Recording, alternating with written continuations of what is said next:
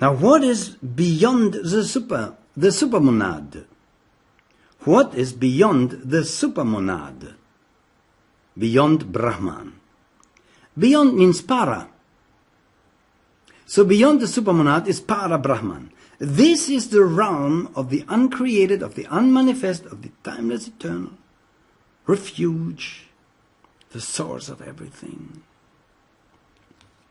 Very important. The term para makes you immortal.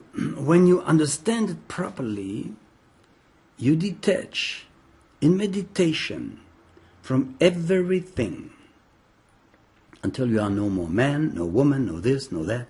You don't feel, think. You don't even think. For most people, impossible. I hear guru on the internet. They say it's not possible to stop thinking. Yeah, for you not. They say, just let the mind do. You are above the mind. Oh, really? See, this all, dear friends, happens because of loss of knowledge of origin, purpose and origin of man, universe, as revealed in the Book of Light.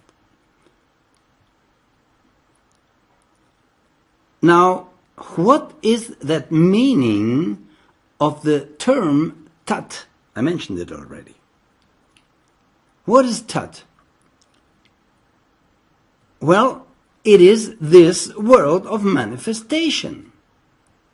And here, dear friends, we have already one great problem, and that is why many people who study the Upanishads and the Veda say the Book of Light is wrong.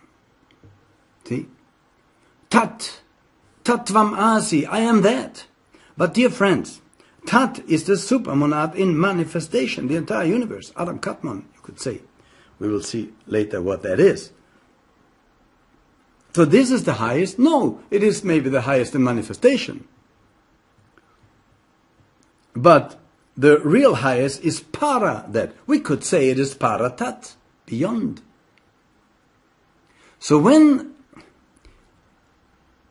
Johan, help me please, when the Brahmin, when the Indian, the meditators, or in the Vedas, they also look for detachment from everything transient and perishable because they say it's the source of suffering. Yes, it is.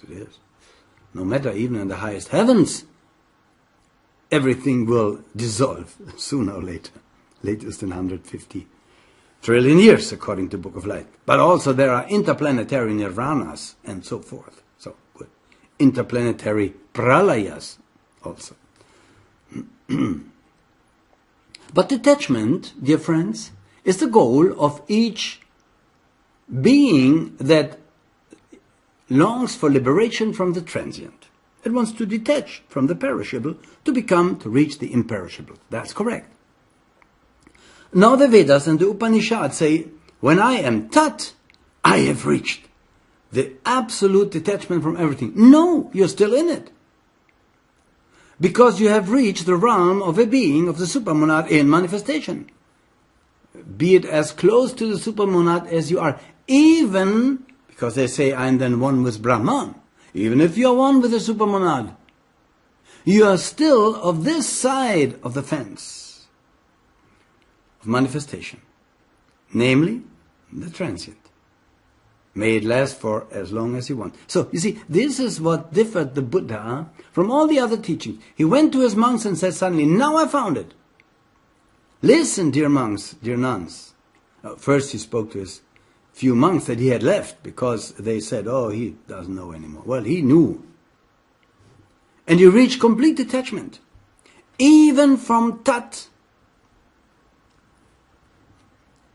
And you reached the score. The unmanifest. And went in and out of it, in and out of it. That is the real nirvana, dear friends. It is beyond that. That's the teaching of the Book of Light. Now, and they call, you see, how do those dear Brahmins call that of which they think it is complete detachment? They call it the real, Sat. Sat, the real. Well, it's the real perishable. Book of Light teaches yes. But if you want the imperishable, you are still a step away from it. Buddha dared that step. Oh, it's great. And it's understandable that for most beings, even for the highest gods, tat is that. Yeah, well, that's it. It's the highest in manifestation. Yeah, after you left the source, dear friends, Buddha reached the source. What is Parabrahman? Book of Light teaches it is connected with Mula Prakriti. What is that? Well, dear friends, it is the essence of matter. It is root matter. It is pre-existent. It is one of these three that have been never created. I repeat, when you ask religions who created your God, they will tell you no one. Well, the Book of Light says everything is not created. It exists always and changes form periodically. So, the intimate connection happens with Parabrahman. You see, I'm addressing now that which is beyond Tat. The Vedas says, no, Tat is the high. Well, Parabrahman, beyond the supermonad, beyond the first manifestation, of course, that is in connection with Mula Prakriti. See, and when the universe awakens, then this Parabrahman, by reflection, interacts with root matter. It fructifies it, you could say. And that's how the universe comes into being. And we will see that there is no Big Bang. There is no beginning, because if there would be a beginning, a 5-year-old could ask, what was before the beginning? What? And they would say, be quiet, or maybe unfriendly, shut up. But the question is correct. So you see, there is no beginning of the universe. There is a periodical, a relative beginning, a reawakening, like you go to bed, and in the next morning there's a new beginning for you, yes. But it's still the same you. That's how you can compare it with. And when the universe disappears, there's a period of rest, we talk about that, and it reawakens again. When came life? Well, when the desire for it arises or arose in the beginning of things, in the relative reawakening. So you see, that desire reawakens like your desire for life awakens each morning after you sleep. You desire new life again. And what is then, or why does the first nebulous thrilling appear? We can see that with our observatories, whole galaxies exploding into being. What is the first nebulous? When did that first appear? And the Book of Light teaches about 150 trillion years ago. And this you can say is the interaction between Parabrahman and Mula Prakriti. And this brought desire in all beings. Buddha had overcome all desires. This is why there was no place anymore for here. I have nothing to do anymore with the order of things, he said. Bye-bye, dear monks and nuns and the rest of the world. That's what he said. But he left his bodhisattva. We will talk about that.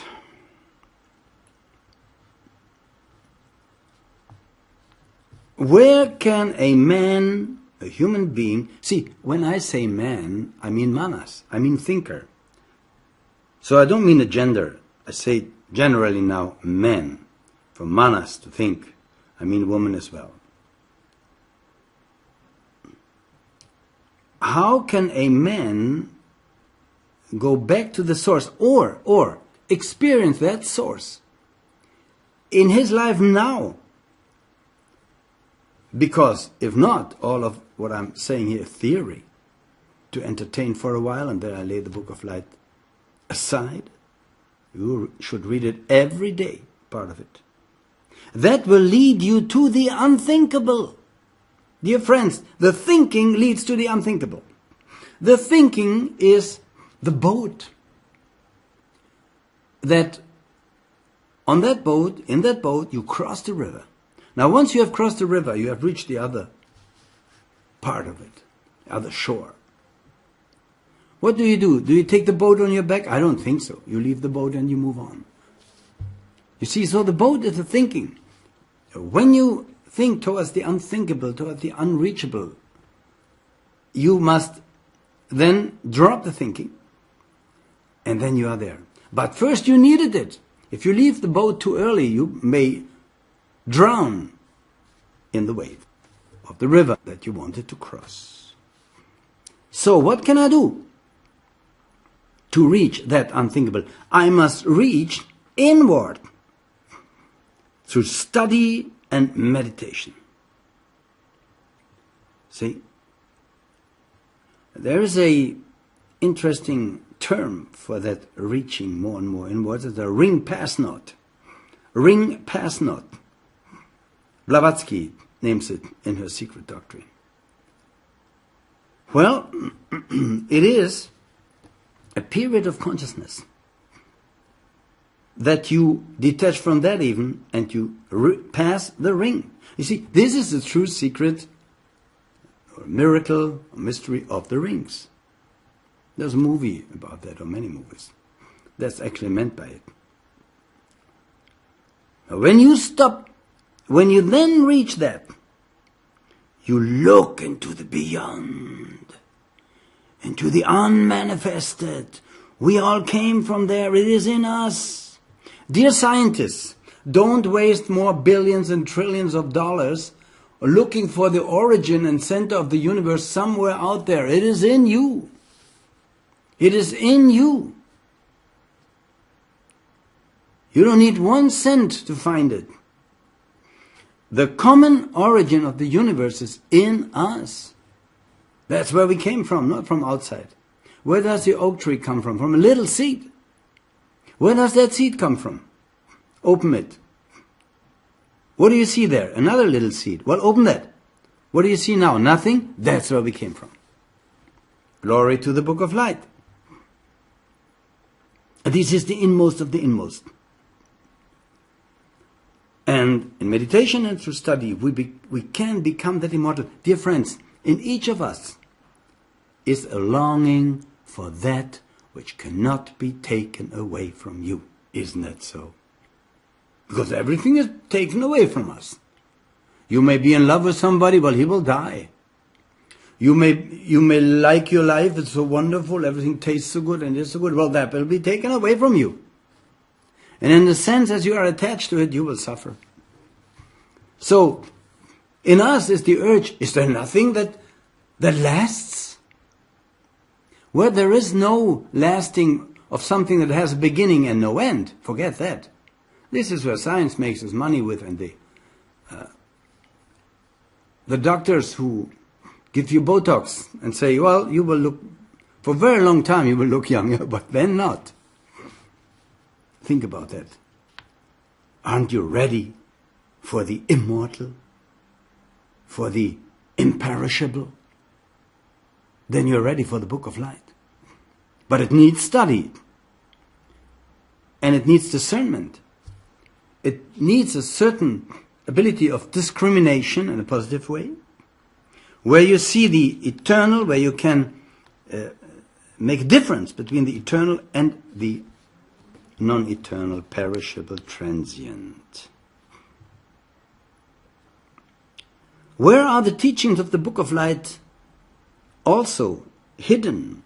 Well, in the old esoteric teachings in philosophy, Hellas, Greece, Neoplatonic teachings later found in Plato before, the Stoics.